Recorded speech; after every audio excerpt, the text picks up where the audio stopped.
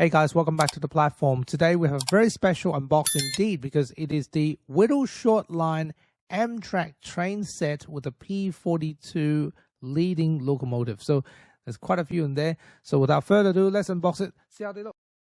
Well, as you can see here, I have 6 carriages of these. So each and every one of them, rather than the usual big packages, the boxes that we all know, Whittle Shortline appears to just ship in the big box and put them all in the plastics. So we've got 2 sets here. We've got 2 of the P42 locomotives, and you got the Superliners. So let's unpack first the locomotives and see how they look. Okay, so the first impression of the Amtrak P42 is that when you touch the paint, there's a bit of a 3D feeling on the paint so far. Very slant front. And of course, the bogies are smaller, way smaller than Mooney Powell's as per usual. This is the first Whittle Shortline set that I have. And I noticed that a lot of their bogies are smaller and shorter. This is the 157. The back, you've got the paint on the back, of course, on the side. I think it should work well with the Mooney Powell's platforms. So now, of course, let's unbox the Superliner as well. The rest are all just the same. Okay, so initially, if you put them side by side, they're just similar heights. They are similar heights. Similar, but of course, the double deck is taller. 3D pop-up feeling towards it, so on both sides. And of course, each side of the wagon and carriages as well. So, and of course, the continued tradition of the smaller bogies. And in fact, if you actually touch the wheels, it actually rolls way more easier compared to Mooney Powell's when it comes to. So I believe that once you gently pushes it, it will fly off the track, just like any other standard model trains that we all have. But there you have it. So here we are, 2 sets of the Whittle Shortline Amtrak P42 Superliner sets. Each carriages are finished beautifully. Of course, I realized that the paint aren't as sparkly as Mooney Powell's.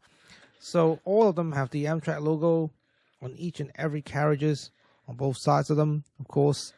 And as I mentioned earlier, the feeling of the paint is a bit more 3D, a bit more textured.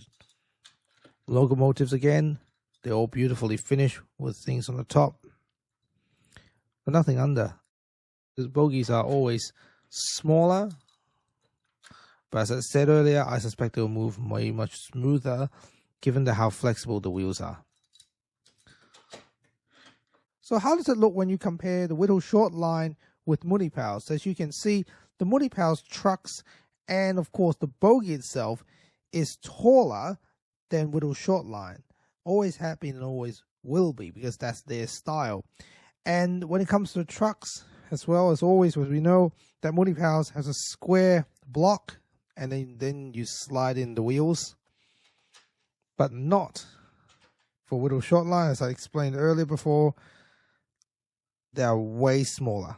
So it's also made of plastic as well. The whole part was made out of plastic. Mooney Powell's is wood, some magnet and metals, and then the wheels are plastic.